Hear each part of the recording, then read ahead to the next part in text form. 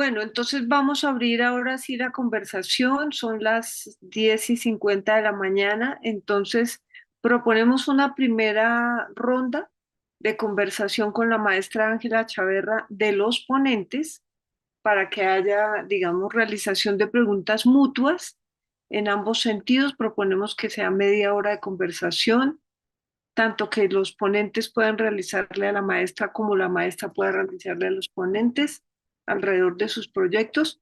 Proponemos que no dure más de 3 minutos cada intervención, o sea que tratemos de ser breves para que todo el mundo alcance a participar y a contestar. Si les parece 3 minutos máximo, ¿están de acuerdo?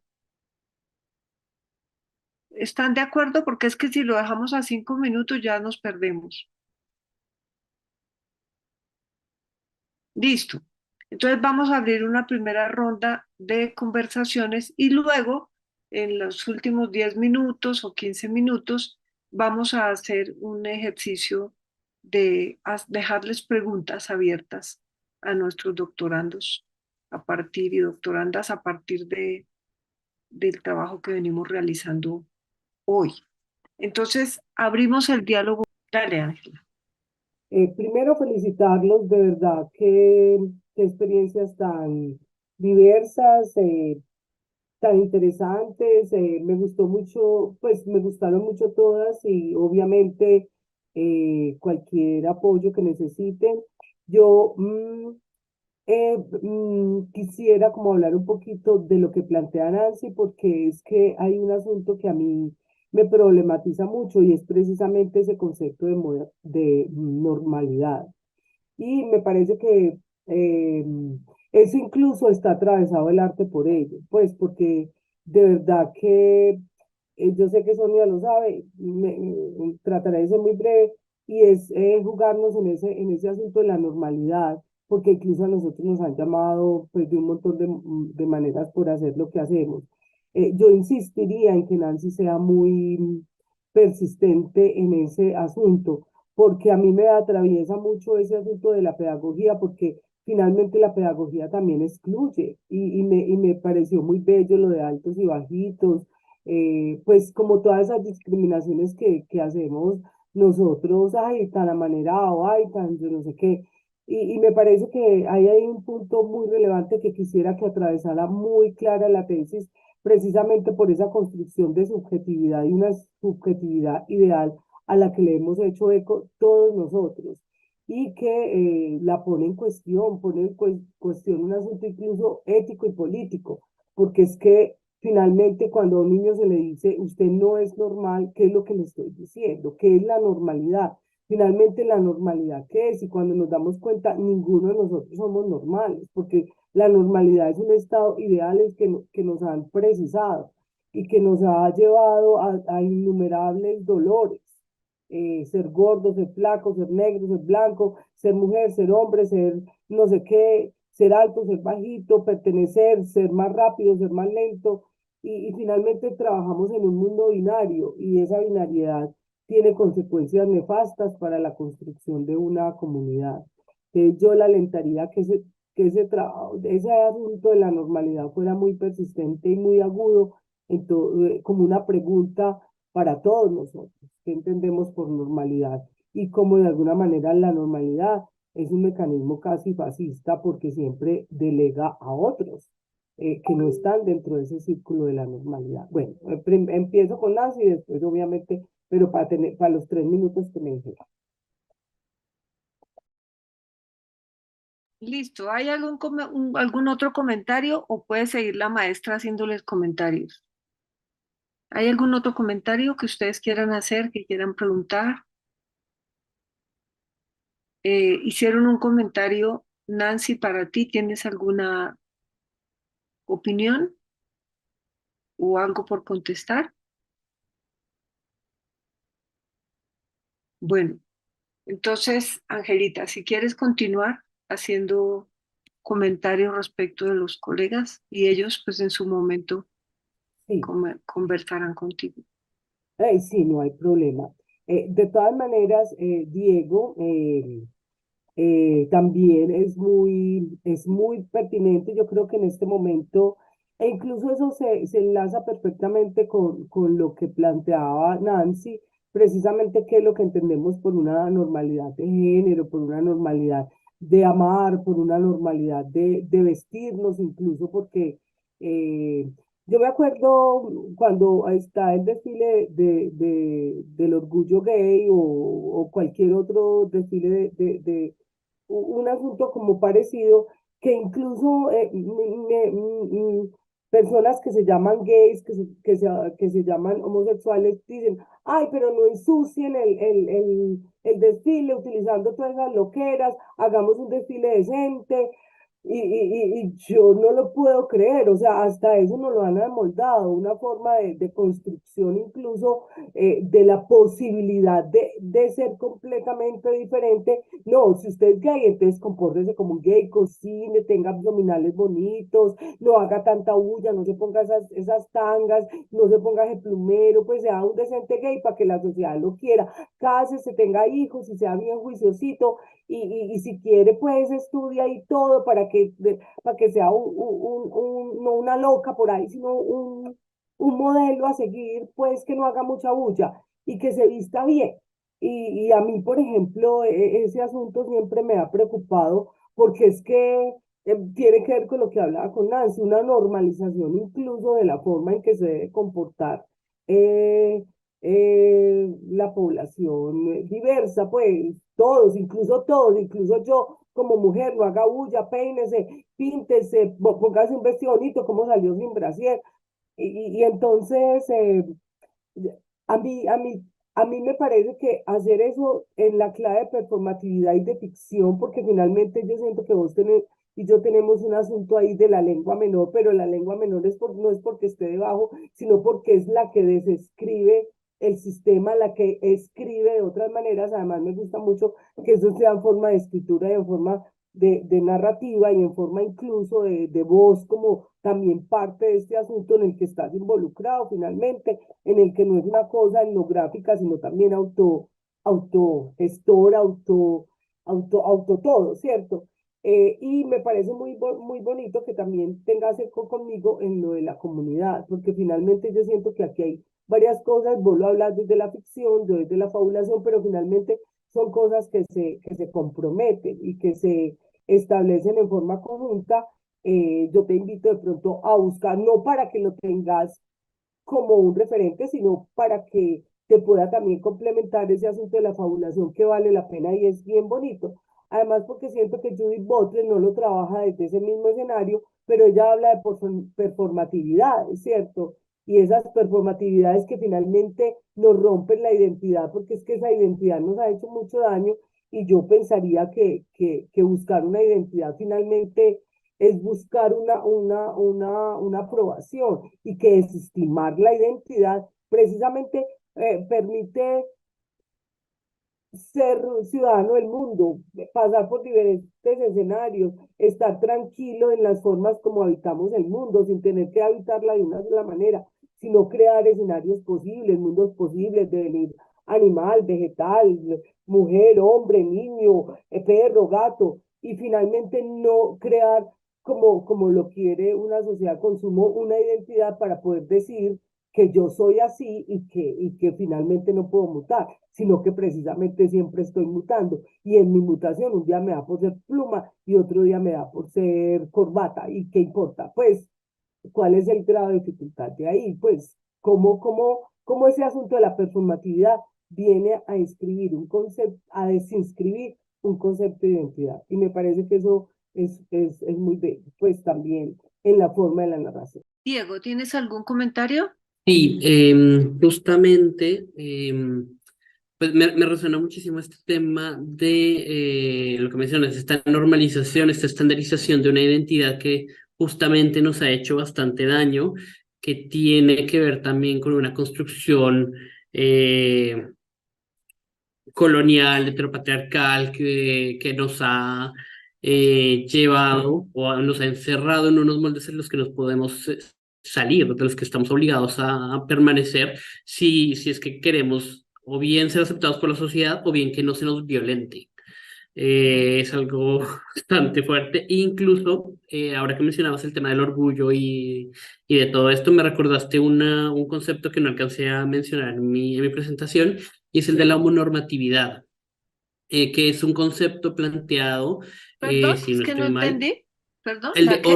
homonormatividad, como un Hormonormatividad. paralelismo, homonormatividad, como un paralelismo a la heteronormatividad, la homonormatividad, que si no estoy mal fue postulada por Jasper Boar en el 2007 o 2009, no me acuerdo, y dice que justamente las personas homosexuales se comportan de una cierta manera, entran en unos parámetros de lo que es ser homosexual precisamente, y que curiosamente se alinea con conceptos muy de una heteropatriarcalidad tradicional, es decir, ser hombre, pese a ser homosexual, pero ser hombre, clase media, blanco, y tener una vida que- mon- monogámica. Entonces, un matrimonio homosexual, que es lo que se busca, y esa mononormatividad también está precisamente, es lo que sostiene un poco el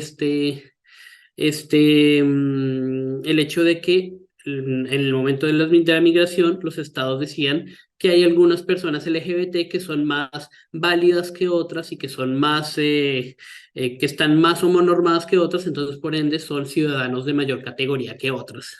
Como por ejemplo, que el rechazo que se vive, que se le da a las personas trans, a las personas no binarias, todos aquellos que salen de este concepto de norma que está ahí. Sé que había otra idea, pero no me acuerdo. No había otra idea ahí que quería resonar, pero no me acuerdo exactamente cuál era. Ah, sí. De hecho, me interesa ese concepto de la fabulación.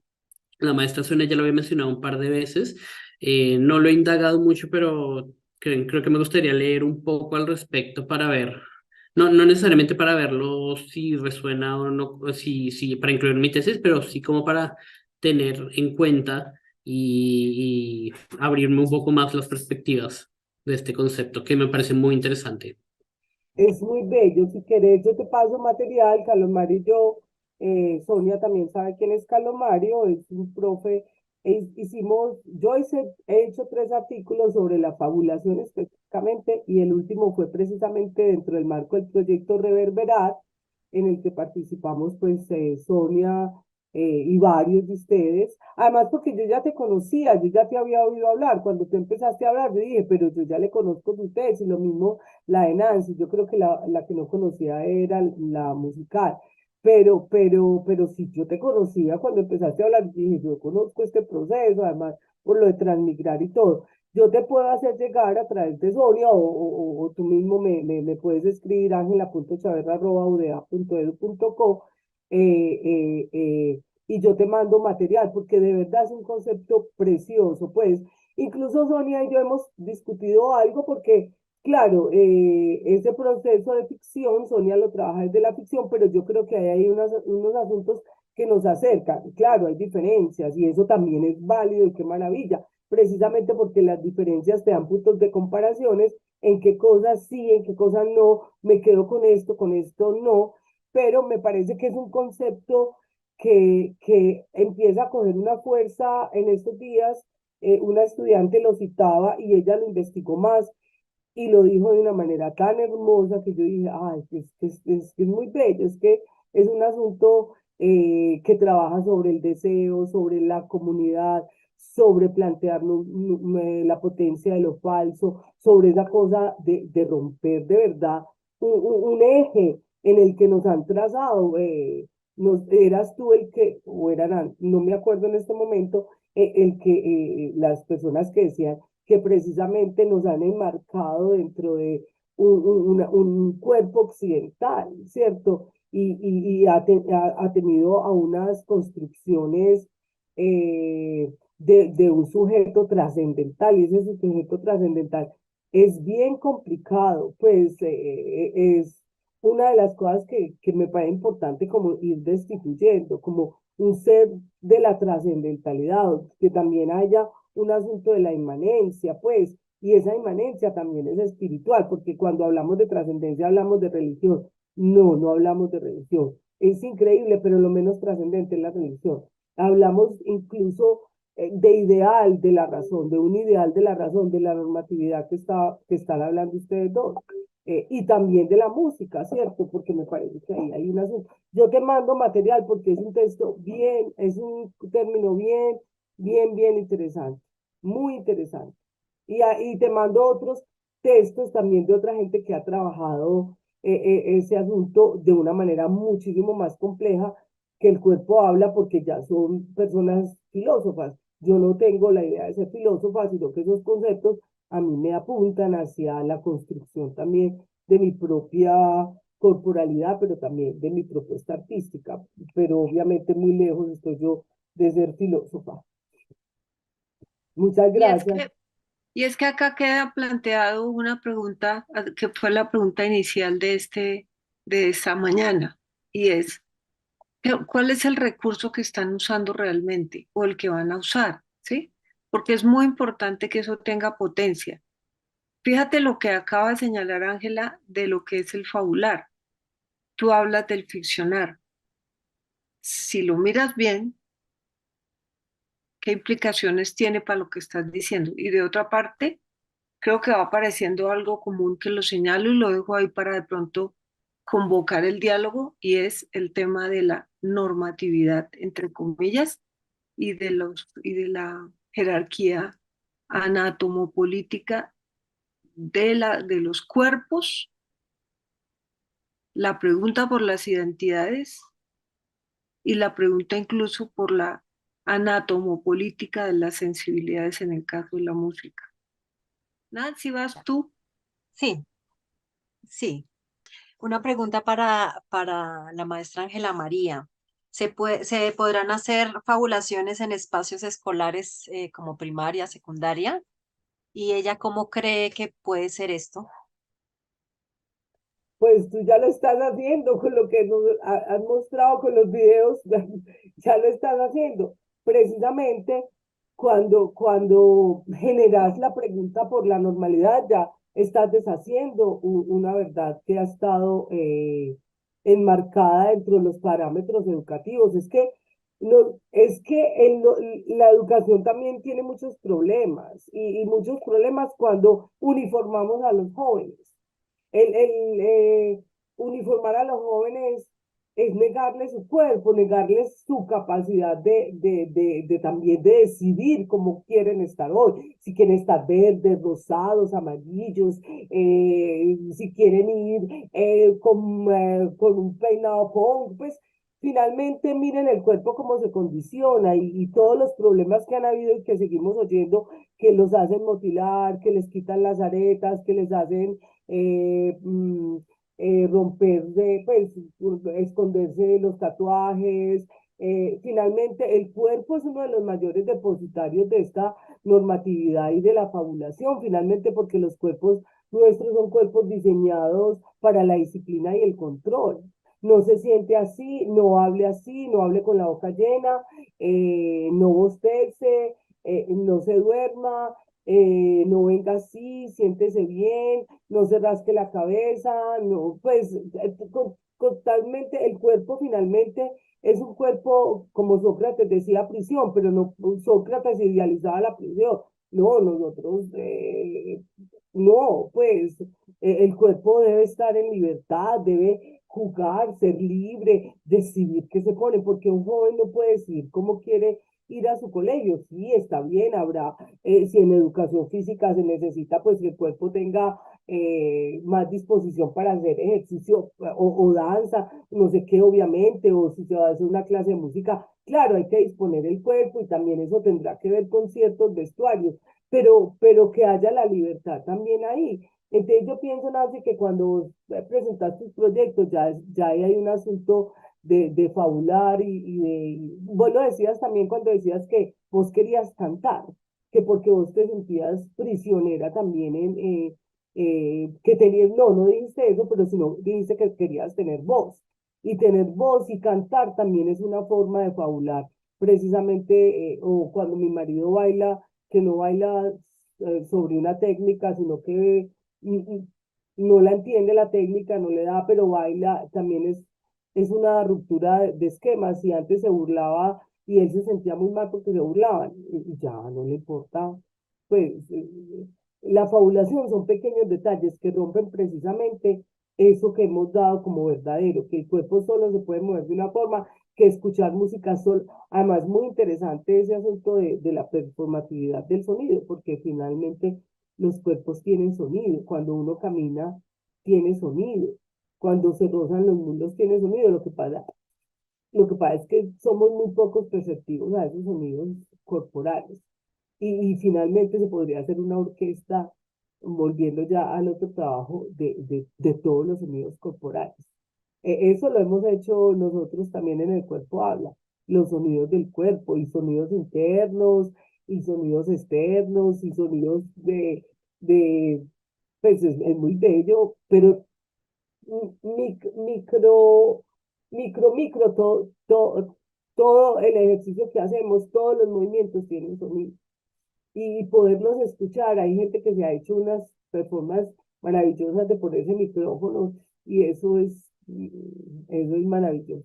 Eso es muy interesante. Yo estoy muy contenta con esos eh, eh, proyectos, me parece que son muy potentes, desde la pedagogía, desde la música, desde lo queer y esa cosa que llamamos extraño, ¿cierto? Raros, los raros, ¿cierto?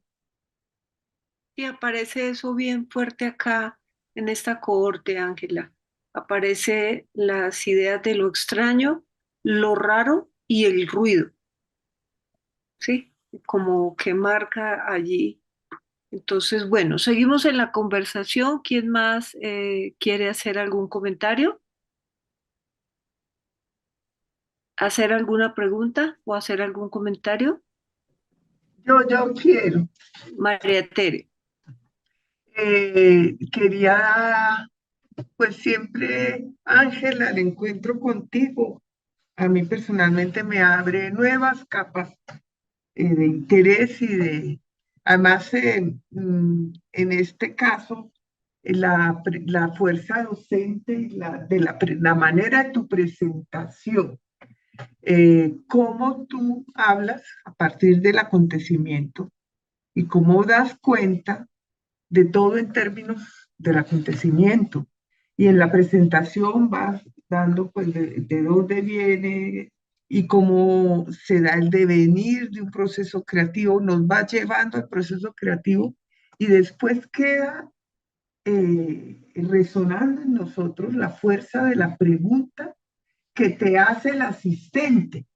Eso me gustó enormemente, dar cómo salir de ese espacio de lo afirmativo, de las prácticas artísticas, de haber encontrado algo y se pone y se queda quieto allí, y cómo insistentemente donde de la presentación están allí los otros con la fuerza de su interpelación, o sea, tanto la que pone el grupo como la que pone, y tú recoges y nos pones aquí y se crean nuevas preguntas para todos. Solo para imaginarme la escena, es esa plazoleta de Botero que han cercado, tú dices, con esas cosas de la policía, pero la persona que te interpeló y está diciendo, y les dice, ¿usted por qué no van allá ustedes sí y aquí no? Se refería al museo donde señalaba la persona que decía. Hola María Teresa, es que es muy fuerte porque el museo se acerca, ojalá cuando vengan a Medellín esa visita la podamos hacer, o ojalá que ya hayan quitado esas cercas, entonces se acerca toda la Plaza Botero. Entonces, los señores que venden cositas en las calles, los que venden muñequitos, frutas, y toda esa miscelánea, quedaron por fuera del museo, o sea, quedaron por Quitaron fuera, un museo. sí, quedaron por fuera. Entonces ellos se hacen junto a las vallas y ahí ponen sus carretas, ponen sus toldos, ponen mesitas y ahí venden todas las cosas. Pero paralelo a eso también está como toda esa población, ahí también hay espacios de prostitución de trabajadoras sexuales, entonces también están ahí. Entonces, y ustedes saben que la problemática del metro elevado es precisamente que generó también un espacio donde la gente se hace y duerme y de todo debajo del metro, por los problemas sociales que tenemos. O sea, ahí la censura no viene al caso, pero eso se vuelve también una zona muy problemática precisamente porque hay muchos atracos, hay muchas cosas. Entonces, finalmente, quien nos dice a nosotros son las personas, el señor que está vendiendo cosas allá al otro lado, que nosotros pues pasamos tratando de ser muy respetuosos, pero de alguna manera sí había taco, generamos taco para que la gente pudiera transitar y no sé qué. Entonces el señor se enoja mucho. El señor es uno de los vendedores que está por fuera de esta área que es donde están los turistas que se van a tomar fotos, donde están las esculturas de Botero y donde eso sí lo mantienen más limpio, más arregladito, más bonito, entre comillas, y entonces hay de verdad, hay una diferencia muy grande entre un lugar y otro, ¿cierto? Y entonces, claro, es como si fueran dos mundos completamente distintos, separados por una valla, como cuando uno ve esas vallas de Estados Unidos y México, pues, y que intentan también poner ahí zonas de juego y jugar, porque es que finalmente esas fronteras son ideológicas y son muy políticas. Entonces, finalmente ese señor se pone furioso y yo hablo con él y le digo, mire, sí, tiene razón, pero no sé qué, pero no, pues, y él se cierra. Entonces también uno dice, escucha al otro, finalmente el otro también está sintiendo la barrera, porque nos dice, entren allá, que allá es donde se pueden hacer las huevonadas, incluso utiliza esa palabra. Y yo quedé muy movida, muy movida. Entren allá, que allá es donde pueden hacer esas, aquí es el espacio de trabajo, allá es para esas maricaditas que ustedes hacen. Pues, y uno dice, pues mi chica, porque finalmente también la pregunta es para uno, pues eso no es para el otro, también es para uno y una pregunta muy fuerte. ¿A qué jugamos cuando hacemos esto también? Eh, y claro, no la tenemos, no es que con eso, digamos, te no lo volvemos a hacer, pero ¿qué preguntas nos tienen que atravesar ahí? Porque si no nos atraviesan, esto no tiene sentido. Si eso no nos atraviesa, entonces no tiene sentido tampoco. Tremenda escena, buenísima para pensar. Mm, Tremenda escena, maestra. Y Sí, ahí viene algo muy importante que creo que tiene que ver con las presentaciones que han hecho en la mañana. Y seguimos invitándolos a que precisamente en este momento exploratorio de sus tesis se desapeguen un poco más de la parte teórica y como de ponerle unas gafas ya al documento.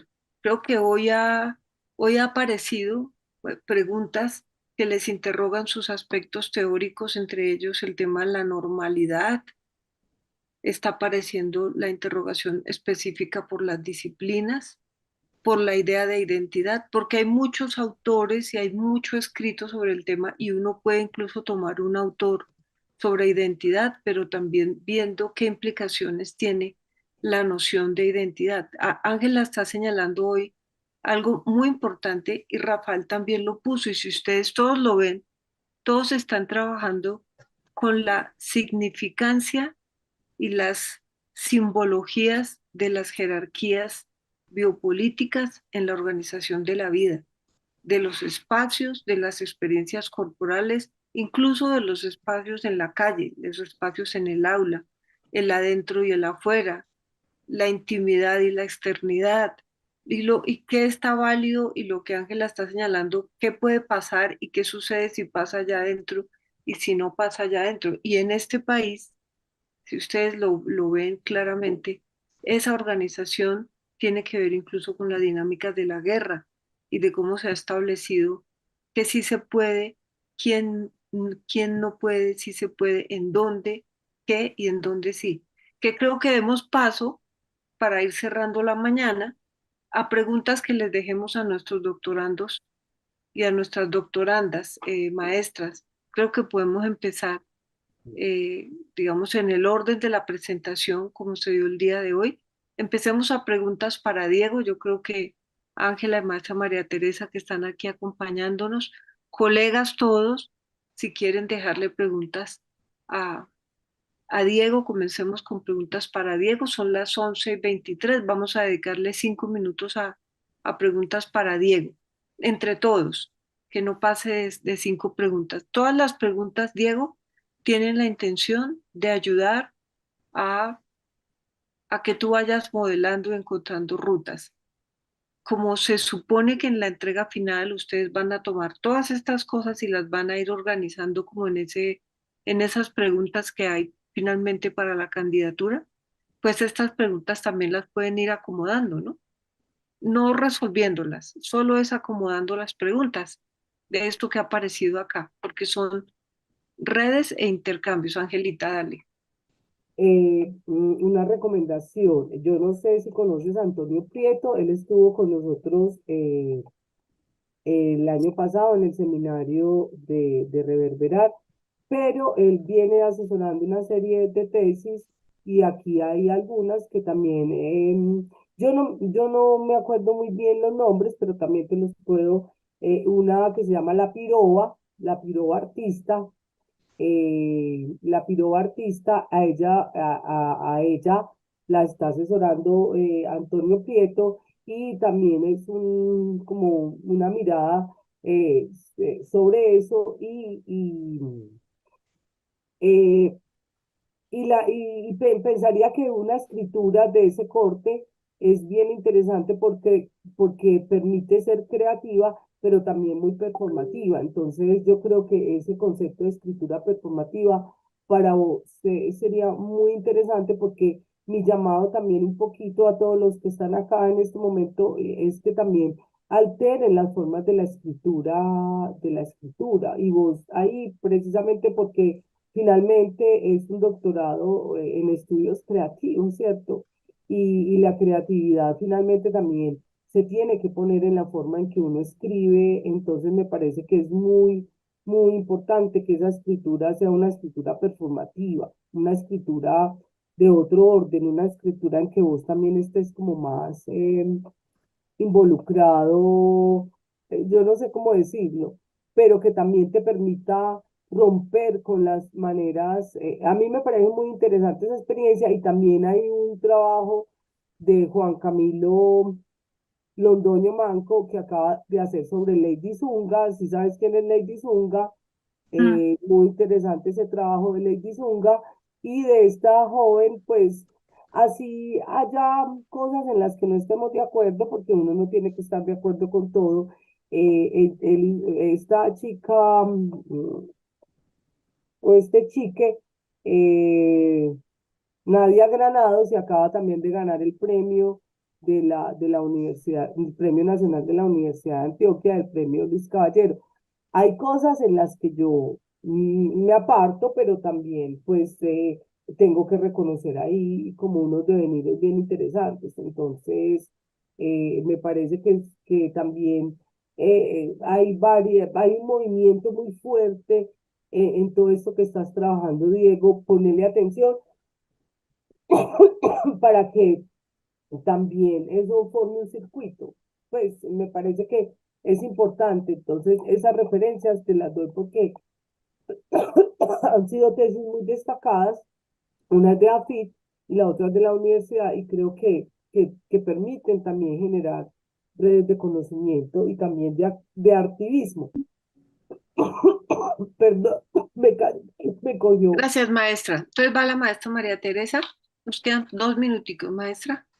Y no es solo la que, oyéndote, Diego, y va un poco en el orden de ideas que señala Ángela, es que me queda la inquietud, hay la declaración, tú declaras sobre ti, planteas los autores, pero eh, seguramente por el momento en que estás y en el contexto en que esto ha sido fraguado del doctorado en Francia, no aparece todavía. Tú no nos dejas ver todavía la práctica creativa, ¿no? Desde la práctica creativa estás seguramente montando todo un marco conceptual y teórico que arropa tu tesis y con el cual te identificas y hablas de ti, pero pues de pronto el paso que sigue, dejar ver esa práctica creativa y ese tú más allá de cómo te defines. Gracias, maestra. Diego, dos cositas. Una, ¿cómo vas a resolver esto que acaba de señalar la maestra María Teresa, digamos, de tu práctica creativa en sí misma, la participación tuya de tu propio lugar o tu propio ser en la investigación en relación con el taller Transmigrar? Porque creo que podría parecer una figura del proponente participante, ¿sí? Es decir, soltar el taller como es coimplementación, en qué medida tú vas a coimplementar con otros, pero esos otros que tienen que ver contigo, porque estaría también la propia pregunta por tu propia, lo que tú estás buscando. Entonces, una sugerencia es que toda la teoría que ya hay, porque hay mucho escrito sobre esto, pero muchísimo, sobre todo el tema queer, todo esto está escrito, pero la pregunta por el modo de hacer, ¿cómo lo vas a hacer tú? Porque vas a hacer, sí, escritura performativa, dramática, pero ¿desde dónde y a partir de qué experiencia? ¿Dónde te vas a parar para hacer eso? Y yo insisto, si vas a ficcionar o si estás fabulando, puedes fabular una comunidad que no existe, que es un poco hacia donde creo que es la contribución poderosa que Ángela le hace a este país, sí, porque está pidiendo fabular algo que no existe, o sea, pero trabajando hacia allá, finalmente porque no existe, que eso es lo poderoso de la fabulación, trabajando hacia allá e invitarte a que sea a través de la creación. No sé cómo lo vas a mezclar allí con la implementación que también es creación buena.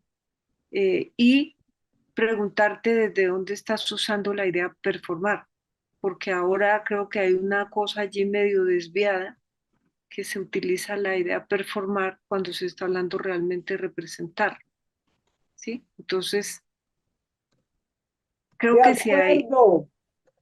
¿cierto, Ángela? Creo que si hay allí, ¿qué es lo, qué es lo performativo real que se hace allí? Porque si no es otra vez la representación. ¿Alguno de los otros colegas o las otras colegas que están aquí quiere hacerle algún comentario o pregunta, dejársela para Diego?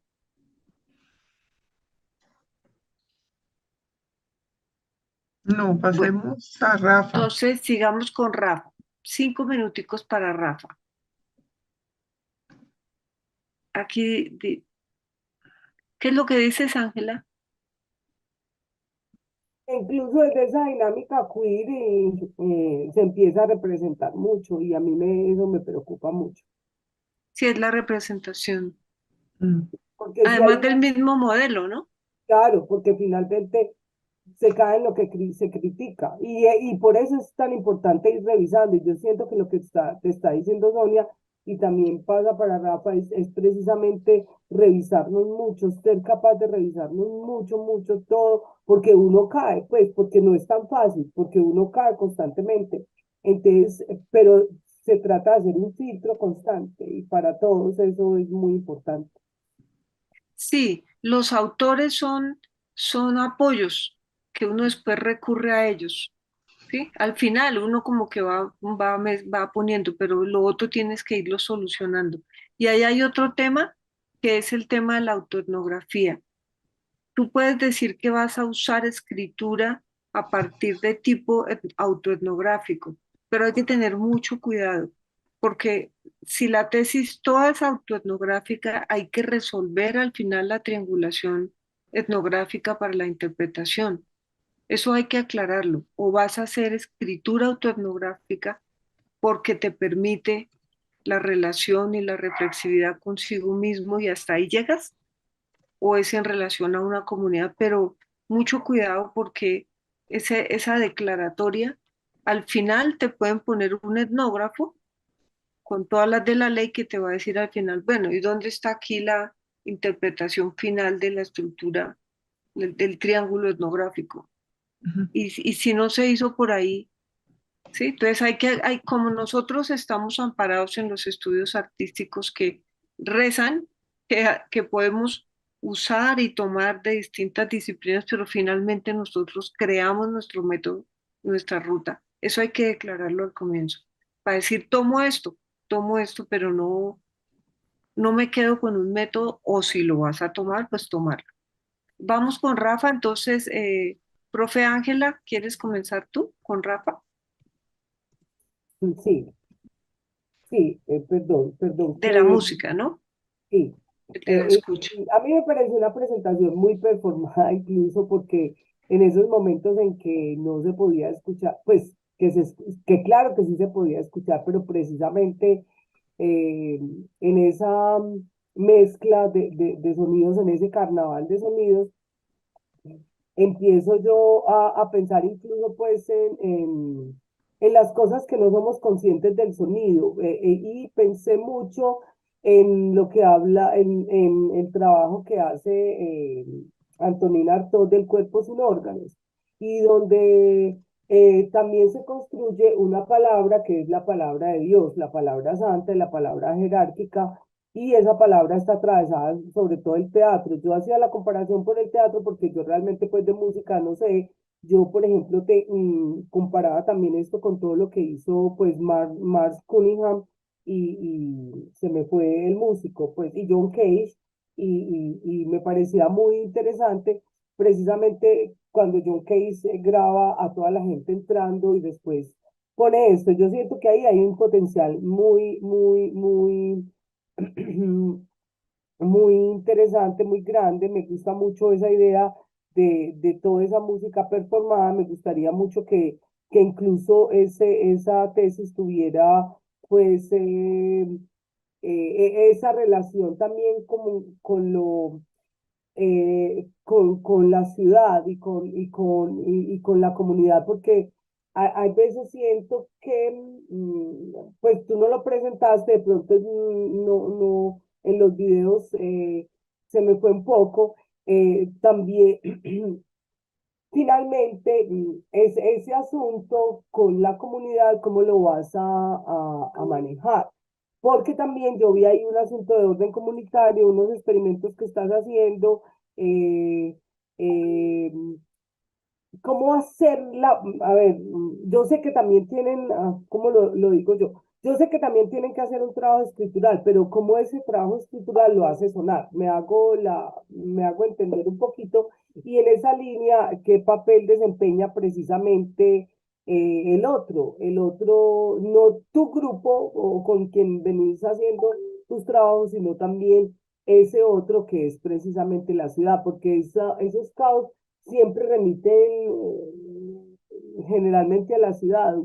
Cuando hablabas si vamos a hablar de ecología, entonces queremos oír los pajaritos, pero finalmente nosotros estamos pues en la ciudad, esa ciudad que recoge precisamente todo este barullo, cómo se interpreta, no sé si la pregunta es clara, cómo se construye ahí también, pues que no sea censura, pues que no sea este alboroto, también censura porque finalmente lo hemos elegido. No sé si soy clara con la pregunta y me da miedo tomarme mucho tiempo.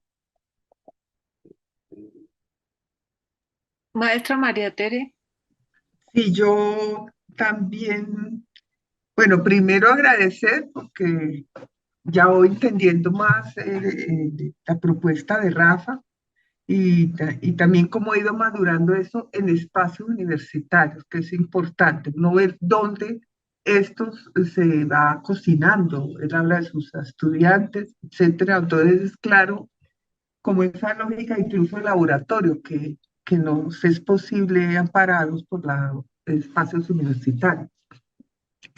Y me llevó a pensar eh, sí, esa escucha profunda, él sitúa la genealogía de esto en la experiencia de estar en una buseta, de oír la ciudad, eh, pero también esos modos de ciudad, cómo intervenimos y para qué el artista esos modos de ciudad, que eso tan claramente Ángela nos los hace ver en la experiencia que propone, y me llevó a pensar, por ejemplo, cualquier escena del Congreso de la República, cómo es que suena esto donde nadie se oye. Y me parece, por eso me parece muy bien planteado, lo que estás tratando de hacer es invitar a esa escucha. Pero, ¿cómo lograr esto, no? En los modos ciudad, evidentemente en ese trabajo que Eso, la maestra nos revela y nos relata, vamos viendo esos modos de ciudad, una cartografía de la ciudad, una política, una biopolítica, una organización de los oficios, de los cuerpos, de quiénes hacen y quiénes no hacen y cómo hacen. Hay toda una jerarquía del espacio trazada no solo por la edificios, sino también en decisiones políticas, pero también los usos sociales y colectivos allí. Entonces, ahí empieza a estar claramente situado. Entonces, veo, Rafa, que estás en ese devenir, pero es importante reconocer dónde se ha ido fraguando este laboratorio que lo ampara y para poder decir, bueno, si ahora hablamos de ciudad o si hablamos de qué habría que hacer allí para, para atender a esa escucha profunda. A veces uno no quisiera tener esa, creo que nuestra algarabía y abigarrada y no tan violenta, eh, pienso en Bogotá, en el centro de la ciudad, ayer que estábamos caminando con la maestra Sonia, eh, esa estridencia de la ciudad eh, también nos lleva a un cerramiento sensible, que es necesario enloquece uno con esa estridencia, o cómo se puede, o sea, mejor dicho, ubicándolo en otro lugar, si es que si solo la propuesta queda en la propuesta de laboratorio, o si esto ya trasciende y a dónde va, y lo necesario, ¿no? Eh, eh, si vemos cualquier sesión del Congreso en Colombia y veamos cualquier noticiero español, por ejemplo, de una sesión de su Congreso, los tiempos de la palabra, el uso de la palabra, los tonos de voz de la palabra, tiempos de escucha, no sé, hay una lógica tremendamente distinta que sí creo que tiene que ver profundamente con nuestros modos de relación social y donde nosotros nos preguntamos cosas. Bueno, Rafa, entonces, retomando esto que se viene comentando, veo como dos lados posibles de interpretar tu proyecto. Es mi interpretación, Rafa. Por un lado, tu preocupación alta como músico por esa experiencia de la escucha profunda y todo el poder que muestras que vienes ya trabajando allí, el tema de haberse dado cuenta que la vibración sonora de la voz interna en relación a la voz externa y a cómo uno es escuchado cada uno de nosotros, hay una experiencia de lo interno y de lo externo, de la experiencia del sí mismo o del sí misma a través de la voz. Eso que tú hablas, si la fotogenia ya nos resulta un poco difícil aceptar a veces la imagen de uno mismo o sale uno que dice, es fotogénico porque sale mejor de lo que se ve con los ojos y sale mejor en la fotografía. La audiogenia es un punto, sí que es un punto de la relación entre la experiencia del sí mismo, de la persona y de la experiencia colectiva, de lo social. Entonces me parece que tú tienes allí una cosa poderosísima y de haberte dado cuenta de cómo las tecnologías también han venido generando una especie de jaula que lo mencionas, que nos van dejando y nos van guiando qué es lo que debemos escuchar, qué es lo audible y además en eso audible y escuchable en la calle, como bien lo mencionan las maestras y la profe Ángela en particular, es su experiencia de la calle como un espacio social, político, colectivo, la calle como tal, la vivencia de la calle, hay tanto un orden civilizatorio y domesticado de lo sonoro como espacios donde se da también la resistencia y se rompe y se produce lo que nosotros denominamos ruido y que a veces es casi insoportable. Eso también tiene que ver incluso con el ordenamiento hasta de clases sociales, con el ordenamiento político, con el ordenamiento de élites. O sea, la élite académica también tiene un tipo de ordenamiento.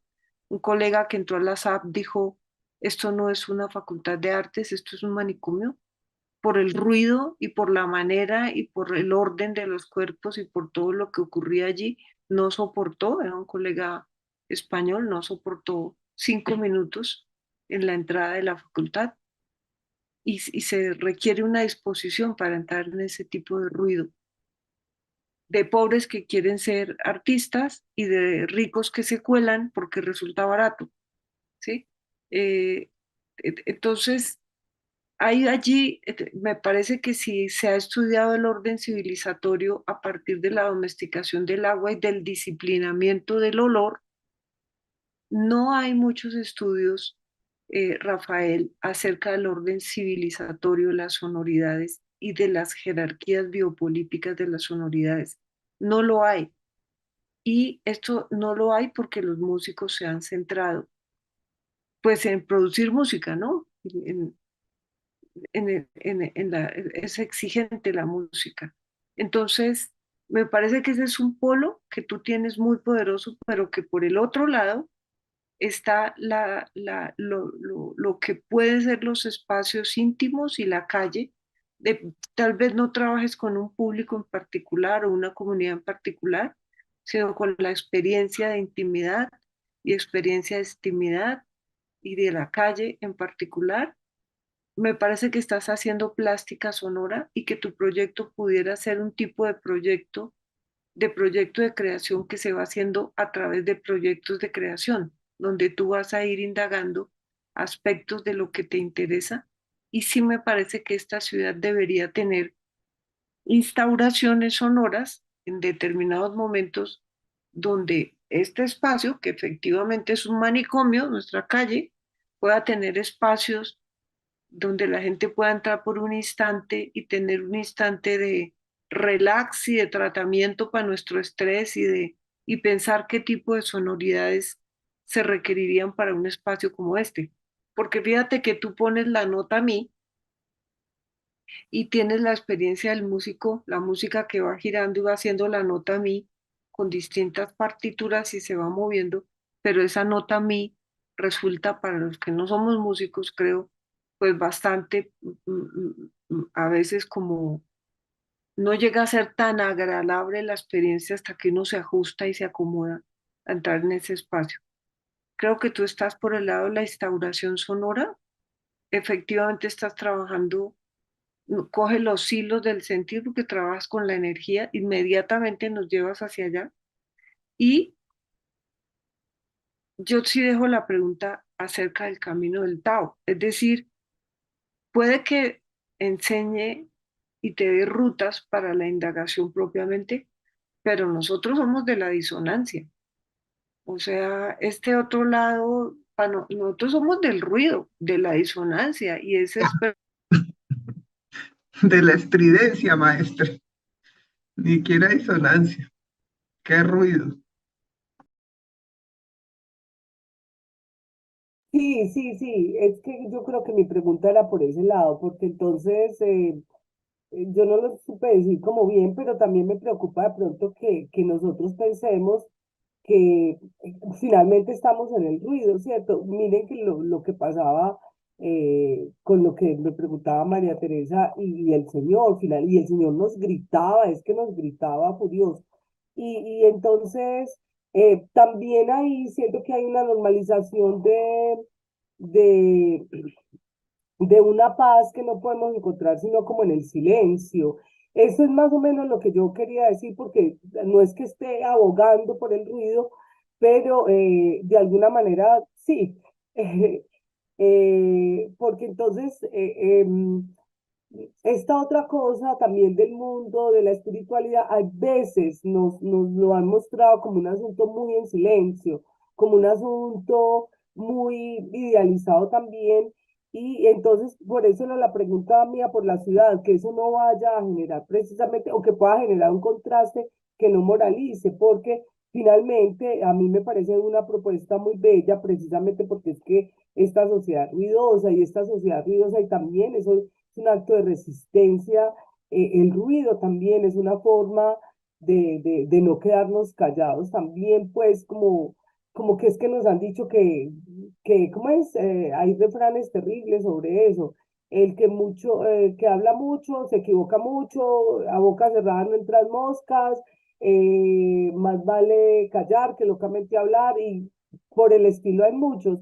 Y nos han negado también, y lo decía Nancy, nos han negado la voz, y nos han negado quejarnos, y nos han negado la bulla, ¿cierto? Yo no estoy diciendo que qué maravilla, pero estoy diciendo sin moralismos, finalmente, ¿qué es lo que esconde ese ruido? ¿Qué esconde ese barullo? ¿Qué esconde no el sonido, sino es el ruido, esa estridencia de nuestras ciudades? Y mire que es un fenómeno muy latinoamericano, ¿cierto? Eso no se da solamente aquí, también se da en Caracas, en Río de Janeiro, en un montón de partes. Entonces, también es como, bueno, eso también tiene un subtexto que me parece importante y una performatividad que me parece importante ocultar sin necesidad, pues, como de moralizar el asunto y decir es bueno o malo, pero sí verlo desde una mirada también política.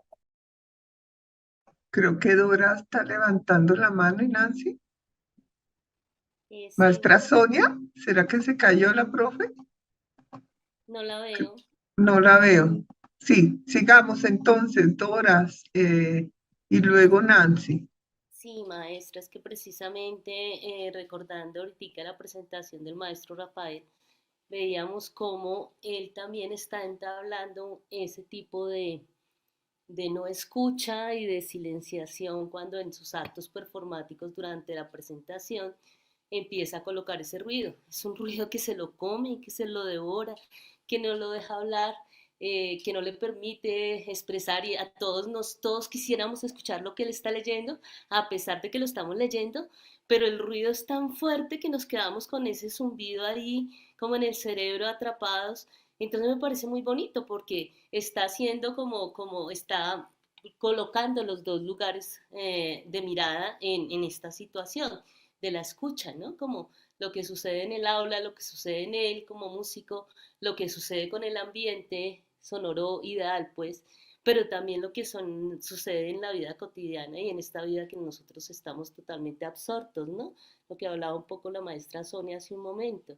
Ya está lo acostumbrados que estamos en la SAP de escuchar tanto ruido que ya como que el cerebro dice, no, esto no lo escuches.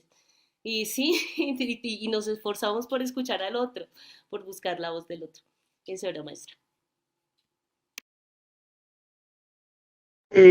Nancy, levantaste la mano. Sí, sí, pues es como una preguntita para Rafael. No sé si él está ahí, si nos puede. Él va dando a la SAB, entonces dijo que está, Ah, sí, es, pero no es, voy a es, intervenir. es si el virtuosismo se expresa en el sentir, en la conciencia y en la amplitud. Esa es como una pregunta para él. Esa es pregunta de músico a músico. Bueno, ya entonces ya nos queda un momentito, entonces, maestra Ángela, comentarios frente al trabajo de Nancy. Pues a Gracias, mí el trabajo María. de Nancy me conmueve mucho, me parece que ese proceso de la normalidad que lo atraviesa Yo pensaría que ahí hay un asunto de orden de lo ontológico que ella tiene que cuidar mucho. Pienso que eso le puede dar también puede generar una pregunta muy fuerte para todo, cómo ella lo cuida mucho, esa pregunta ontológica por las conformaciones de subjetividad y lo que hemos hecho precisamente en lo pedagógico. Siento que la pregunta por una crítica aguda a la pedagogía y las formas de conversión, tiene que estar presente, tiene que ser muy clara y que ahí le toca estudiar un poquito lo que ha sido la subjetividad y la pedagogía precisamente porque es que ahí yo siento que ahí hay una fuerza del trabajo porque es que precisamente los otros, los raros, los diferentes, los que no son, los anormales, eh, y los hemos etiquetado y nos hemos etiquetado a todos. Entonces siento que ella tiene que cuidar mucho esa pregunta y tiene que ser muy capaz de que en el proyecto tanto de la sistematización y todo ese trabajo salga a flote esa construcción de una subjetividad que ha negado la diferencia. Ahí, por ejemplo, hay autores de la diferencia. Hay un precioso Carlos Escliar, yo no sé si lo conoces, yo te recomendaría leer a Carlos Escliar. Carlos Escliar es un autor latinoamericano. Yo no sé si es argentino o si es brasilero, pero si es argentino vive en Brasil o si es brasilero vive en Argentina. Es como es Carlos Escliar, se escribe Sklia, ya te lo voy a escribir. Y él trabaja sobre ese asunto muy interesante. Él nos dio a nosotros unos seminarios y es precioso su trabajo. Me parece que ahí ese referente puede servir mucho, porque pensaría que eso es muy agudo y que eso le pone unos cimientos a la pedagogía y unos filtros muy interesantes. Carlos Escliar, ahí te escribí el texto. Él habla de la diferencia y lo mismo pues los pedagogos de la sospecha, la Rosa, eh, y Jacques, la Rosa tiene un trabajo también muy interesante, incluso yo tengo un libro de ellos que se llama Babel, ¿cómo es? Habitantes de Babel, y todo sobre la diferencia. Y ahí está La Rosa, está Escliar, está José Luis Pardo, están dos pedagogas que no me acuerdo en este momento cómo se llaman. Yo aquí por aquí tengo el libro. Bueno, vea, Habitantes de Babel, políticas y poéticas de la diferencia. Aquí lo estoy viendo. Muy, muy, muy interesante. Muchas gracias. Ya. Eh, yo quisiera comentarle, como seguir el comentario que empezamos ya en la sesión, y es eh, las, cada una de las tesis va revelando desde dónde se enuncia. Eh, Evidentemente, la tesis de Diego está enunciado en el migrante, está allá, y es un tipo particular de migrante, de estudiante migrante, acogido, alojado, etcétera. Bueno, todo esto que sucede y las experiencias que recoge y que quiere atender de esa condición, de esa situación. Y Rafa está dentro de la universidad, donde siempre pienso que de alguna forma es un escenario de laboratorio, la universidad por su misma naturaleza. Eh, lo, lo potente y del reto, pensaría yo, para la niña, de una tesis como la de Nancy, es a poder atender en la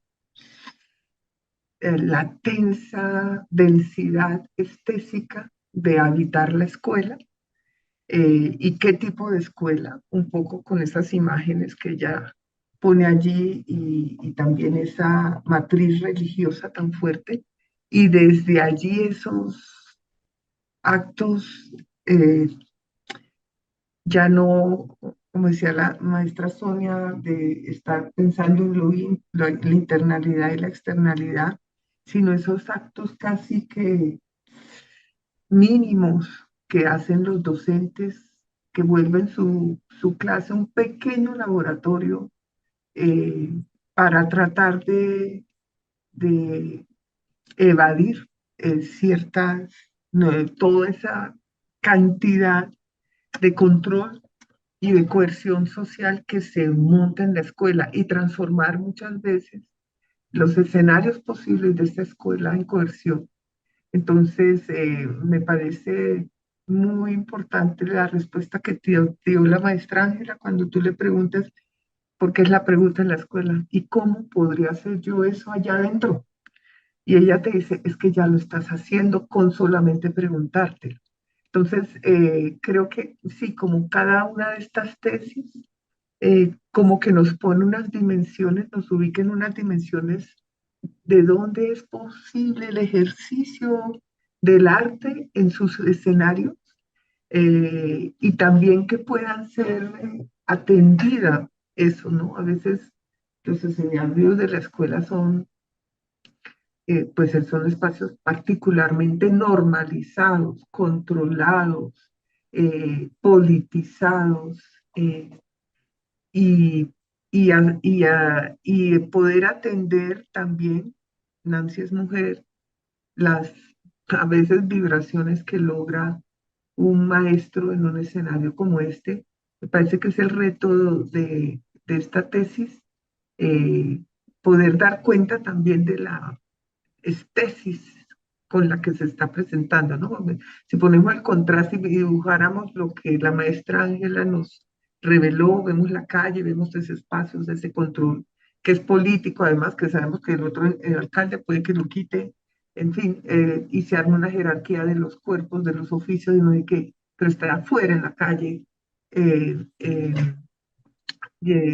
Rafa nos instala en un escenario, aunque no lo dice, lo nombra, pero no lo reconocemos por sus trazos, que está dentro de la universidad pensando estos temas como laboratorios, y Nancy en un aula de la escuela. Entonces, y de una escuela particular. Creo que atender como a las posibilidades de vibraciones, a posibilidades de escucha, además ella es música.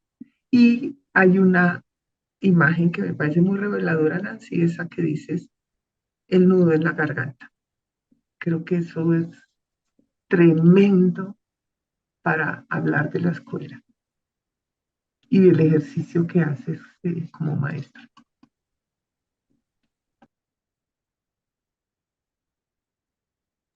Bueno, y para terminar, Nancy, entonces yo te dejo esta pregunta y también, digamos, a partir de lo que se ha hablado hoy aquí, que hay que medir cuáles son las fuerzas con las que te encuentras en ese espacio que tú estás trabajando y cuáles son tus intenciones. Eh, Porque a veces, por intentar comprender esas fuerzas y responder y estudiar esas fuerzas, se pierden las intenciones y se pierde el impulso. Entonces, esto te lo digo en particular desde la experiencia que yo he tenido en el proyecto Transmigrar, que me ha tocado ser algo que yo no sé hacer y que yo no soy, que es la parte de la administración, en este caso académica, pero me ha tocado y me he desgastado intentando comprender unas fuerzas, interpretar unas fuerzas, y ya me di cuenta que lo que menos tengo que hacer es eso. Entonces, ¿por qué te lo digo? Porque también he estado en la escuela, he trabajado, me tocó trabajar con niñas huérfanas y en particular me tocó con un grupo de niñas, de las cuales varias de ellas tenían condición de sordera.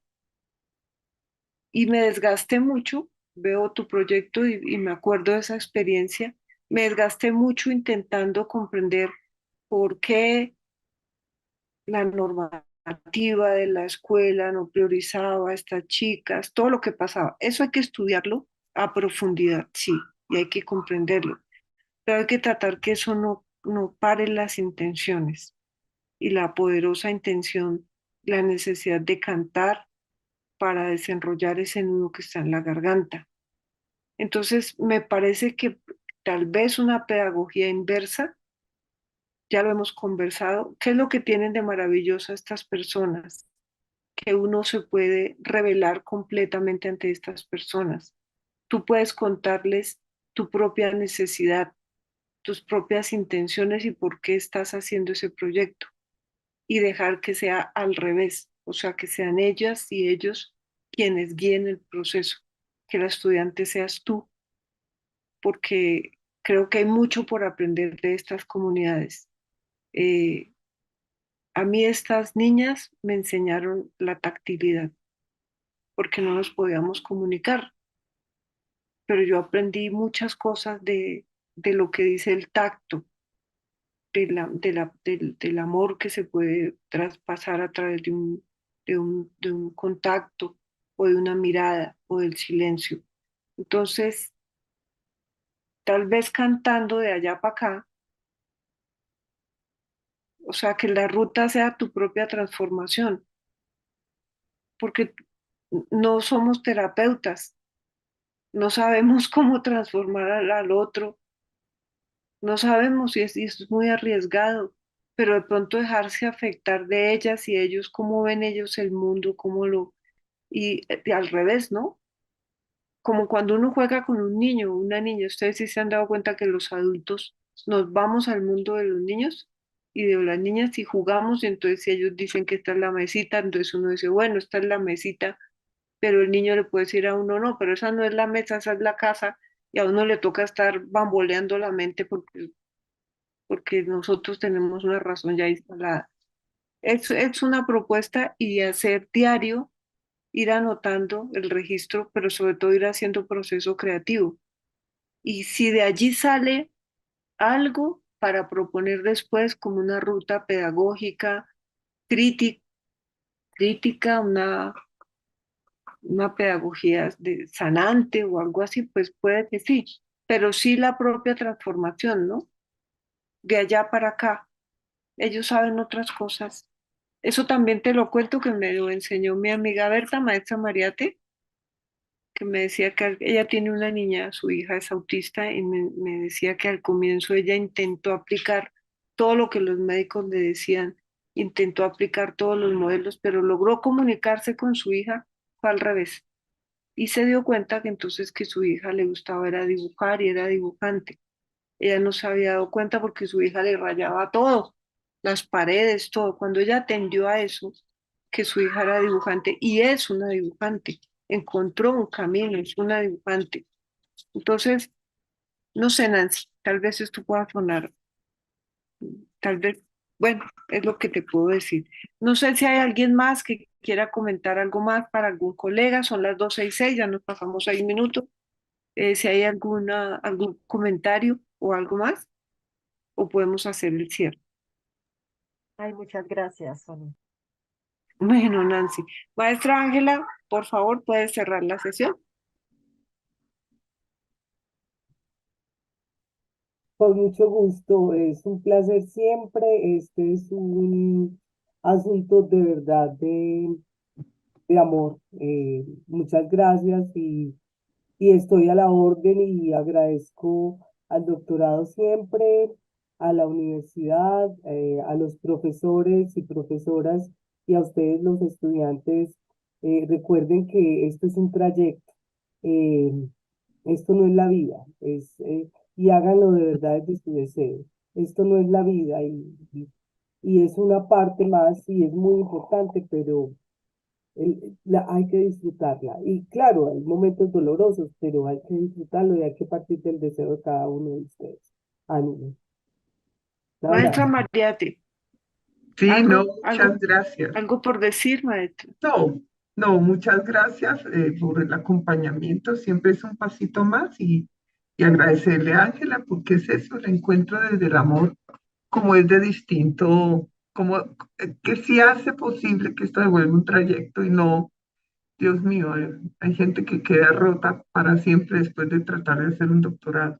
Entonces, Sí, chalaos, para además. toda la vida. Entonces, está muy bien. Muchas gracias, maestra, por tu compañía y a los estudiantes por tu poner tanto de sí para que, y a la Bueno, maestra y compañeros.